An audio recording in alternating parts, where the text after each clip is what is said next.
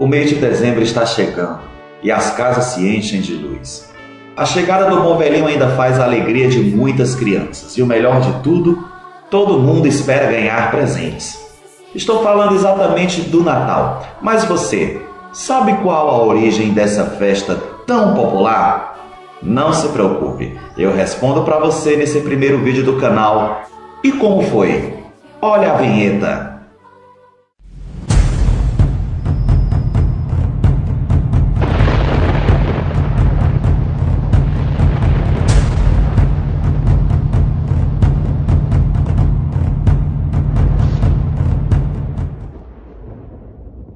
Precisa voltar lá para o início da história. Vamos falar um pouco de história lá do Gênesis da Bíblia, que menciona um cara fantástico chamado Nimrod, ou Nimrod, que significa, o nome dele em hebraico significa rebelde. Cuxi gerou também Nimrod, o primeiro homem poderoso da terra. Ele foi o mais valente dos caçadores e por isso se diz, valente como um Nimrod. No início, o seu reino abrangia Babel, Ereque, Acade e Calné, na terra de Sineá. Desta terra, ele partiu para a Síria, onde fundou Nínive, Reobote-ir, Calá e Recém, que fica entre Nínive e Calá, a grande cidade. Ele foi um cara que casou com a própria mãe e ele idealizou várias cidades e também a Torre de Babel. Esse cara, depois que ele morreu, a mulher dele e a mãe dele, né, que era a mesma pessoa, Semiramis, que significa semente em hebraico, espalhou que ele tinha virado uma divindade, espalhou que ele tinha virado um deus, espalhou que ele tinha subido aos céus e tinha virado um deus sol. Então ele é uma divindade solar. Então essa história, ela deu origem a questão da dualidade da divindade, porque Semiramis, que era a mãe e esposa dele, também se tornou uma divindade. E essa história correu várias culturas, a cultura persa, a cultura egípcia, e ela chegou à cultura celta. Os povos celtas que habitavam uma região da Europa, eles não tinham o costume de escrever os seus ensinamentos, as suas religiões e as suas formas de vida. Então, várias coisas da história dos celtas foi perdido na história. Essas coisas foram todas perdidas na história.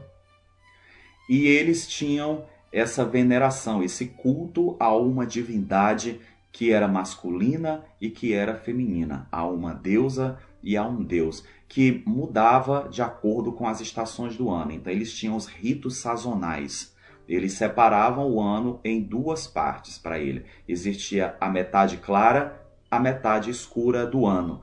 E a metade clara era a primavera e o verão, e a metade escura era o outono e o inverno. E porque o outono já é quando a natureza começa a definhar para receber o frio do inverno e receber a questão mesmo de nada produzir, da não produção de nada relacionado à agricultura, porque em vários países da Europa neva, então a neve impossibilita o plantio, impossibilita eles a terem comida. Então eles passavam essa metade clara do ano plantando, colhendo e armazenando para poder sobreviver nessa metade escura, que eu até mencionei em uma transmissão ao vivo que eu fiz no Facebook sobre a origem do Halloween. O Halloween, ele marca exatamente a transição entre a metade clara e a metade escura. É o ano novo para os povos celtas. E para algumas filosofias que têm surgido agora, que tem esse renascimento pagão.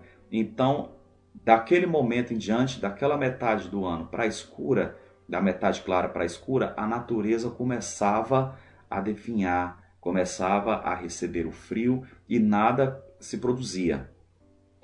Depois de Samhain, que Samhain era a divindade da morte para os celtas, que na verdade era todos o mesmo Deus, era uma faceta desse Deus, começava a definhar. E o sol começava a nascer cada vez mais distante, até o momento em que chegava realmente o inverno e eles acreditavam que o sol ia morrer. O sol tinha morrido ali e ele ia renascer de novo da deusa na primavera, para poder gerar toda essa questão do plantio, da agricultura e tudo. Então, eles separavam isso. Então, esse festival, que era celebrado mais ou menos na data de 24, 25 de dezembro, que era o festival de Yule, ele marcava essa questão do Deus que estava morrendo, o Deus que estava dando os seus momentos finais e que ia acabar ali, e que o inverno ia dominar, o frio ia dominar, a terra ia ficar era infértil para o plantio. Então, tudo que eles plantaram durante a metade clara, durante a presença do Deus, eles tinham armazenado para sobreviver ao inverno. E eles tinham um festival, como eu já mencionei aqui, chamado Yule, que é o festival que vem depois de Samhain, que é o Halloween que nós chamamos aqui, né, que você pode conferir lá no meu Facebook, a página que eu falei, a parte que eu falei sobre a origem do Halloween. E como o Halloween, o Natal também tem essa origem pagã, né, que vem dos povos celtas, que vem desde a origem da questão da dualidade, lá com Nirod, Semíramis, lá no Gênesis antigo, no Gênesis da história. Quero deixar bem claro que eu não estou induzindo ninguém a achar que o Natal, por ser uma festa pagã, é uma festa satânica, porque está cheio de coisas assim agora no mundo. Porque quando você ouve, é pagão, não é cristão, na verdade, eu já até expliquei o que é pagão. É o que não é batizado? Não. Pagão é o que não é cristão. Mas se você for observar, a vida da gente está cheia de símbolos pagãos, está cheio de uma simbologia que não é cristã. Inclusive eu vou deixar o link aqui embaixo de um vídeo que eu achei super interessante, de um senhor falando exatamente sobre os símbolos cristãos, os símbolos pagãos, aliás, desculpa, os símbolos pagãos que estão nas nossas vidas. Então, se nós formos ter esse olhar por esse ângulo, a gente vai ter que morar na Lua, morar em Marte, porque tudo que você olha vai ter que ter uma simbologia pagã, vai ter que ter uma origem, e como você sabe, a origem das coisas sempre foi dentro dessa questão do mito. Então, falando um pouco sobre os símbolos natalinos, nós temos primeiramente a árvore de Natal. A árvore de Natal, muito bonita, muito pomposa, cheia de enfeites, ela também tem essa origem pagã, porque quando espalhou-se o mito do Nirod ter virado uma divindade, eles acreditavam que ele visitava a Terra num determinado momento do ano e que ele vinha sobre uma árvore chamada sempre viva, que é o pinheiro, porque o pinheiro é sempre verde, seja inverno, verão, ele sempre é verde. E as pessoas que cultuavam Nirod, eles enfeitavam o pinheiro e colocavam vários enfeites e velas e presentes. Então daí surgiu a árvore de Natal, que hoje ela tem esse simbolismo presente nas casas, presente nos shoppings, nos ornamentos de Natal, porque você coloca lá o enfeite e geralmente, quem não conhece, né, a tradição, aquele enfeite representa um desejo que você quer realizar no ano seguinte. E basicamente isso foi o que surgiu com a questão da divindade do Nirod. Ele vinha sobre essa árvore sempre verde, vinha sobre esse pinheiro todo enfeitado, e ali estavam os enfeites que representavam os desejos daquelas pessoas que tinham colocado lá, e ele fazia esses desejos acontecer no ano seguinte. Então daí surgiu a questão do pinheiro. E os celtas, eles tinham como é que eles chamavam? Yule Log, que traduzido significa o tronco de Yule, que era um tronco de árvore, que eles também faziam lá os rituais dele, colocavam os enfeites, e que exatamente esse mesmo significado dos enfeites que eles colocavam lá eram representações dos desejos que eles queriam realizar no ano seguinte, que é bem diferente do Samhain, do Halloween, porque eles queimavam dentro dos caldeirões as coisas que eles queriam abandonar, as coisas que eles achavam que tinham sido obsoletos, sem serventia nenhuma no ano que passou. Eles queriam passar de um ano para o outro sem aquilo. No Yule, né, na árvore de Yule, eles já colocavam aquelas coisas que eles desejavam, os enfeites que simbolizavam os desejos de Natal, os desejos que eles queriam realizar no ano seguinte. Então, como eu já mencionei, a igreja ela começou a combater fortemente os festivais pagãos da época, por isso que ela instituiu o Natal no dia 25 de dezembro, sendo que, na verdade, segundo os relatos bíblicos e alguns historiadores, Cristo não poderia ter nascido no dia 25 de dezembro, porque nos evangelhos existe o relato de pastores que estão no campo, e isso não poderia ter acontecido se fosse na data em que foi instituído o Natal pela igreja.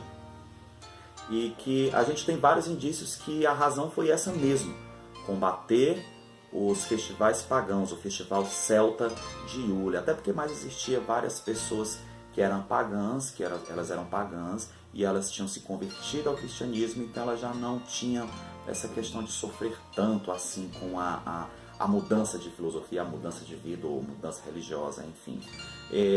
Elas celebravam já o Natal, não celebravam o Iule, sendo que o foco da igreja era exatamente esse. Tanto que você tem o Festival de Samhain, que é o Halloween, que também houve um combate da igreja contra eles, que foi a instituição do Dia de Todos os Santos, logo após o dia 31 de outubro, né, que é dia 1º, e o Dia de Finados, que é o dia 2 de novembro, que essas duas festas eram também para combater essa celebração do Samhain, a celebração do Halloween, a celebração em memória dos mortos.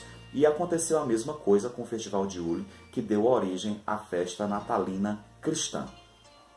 Coisa legal também que eu descobri pesquisando para fazer esse vídeo foi que a palavra Noel, né, vem do francês e significa Natal, né? Isso também é uma coisa super interessante. Uma outra figura que tem feito parte dos natais, né, que a gente conhece nas casas, nas ruas, nas praças, e hoje já faz parte da ornamentação de shoppings, e enfim, é o presépio, a famosa lapinha, o famoso presépio, que surgiu em 1223 com São Francisco de Assis, ele que fez o primeiro presépio, para dizer para as pessoas, que na época ninguém sabia ler, né, era o período das trevas, né, na Europa, que no período das trevas era exatamente isso, era a escuridão do conhecimento, a ausência do conhecimento, então as pessoas não sabiam ler. O que elas conheciam de igreja, de religião, de Deus, era o que era mencionado nas missas, nos evangelhos, lidos por outras pessoas. Então São Francisco de Assis foi lá e construiu o presépio, que é a representação do nascimento de Cristo por meio de imagens, para que as pessoas pudessem entender como se deu aquele momento, a chegada dos 3 reis magos, a estrela, e tudo isso, né, foi uma idealização de São Francisco de Assis. É difícil a gente imaginar as festas natalinas com suas formas, cores e simbologia sem imaginar a figura do bom velhinho. Mas a nossa história começa há 1700 anos atrás, no centro do Império Romano, na Turquia, em uma cidade chamada Patera. Um casal cristão rico queria muito ter um filho, e conseguindo deram a ele o nome de Nicolau, que desde criança já apresentava características peculiares. Nicolau, com o tempo, foi crescendo, acabou se voltando para a igreja, se tornou diácono, depois se tornou padre, e o bispo de Mira teve uma visão que Nicolau também deveria se tornar um bispo de Mira, Nicolau já com 30 anos de idade. Então, São Nicolau, ele foi conhecido pelos milagres que ele fez. Conta até uma história de que um pai queria casar a filha mais velha, mas não tinha dinheiro para o dote, o que significaria no século XVII que essa filha ia acabar se tornando prostituta ou seria vendida para a escravidão. Então, numa noite, São Nicolau enrolou um ouro dentro de um lenço, foi até a casa desse homem e jogou pela janela, livrando a moça desse triste destino. O nome de São Nicolau se espalhou bem rápido, até porque mais ele era um dos grandes defensores da fé, um dos grandes defensores da igreja. Esteve no Concílio de Nicéia, organizado por Constantino, e um dos pontos principais era debater a divindade de Cristo.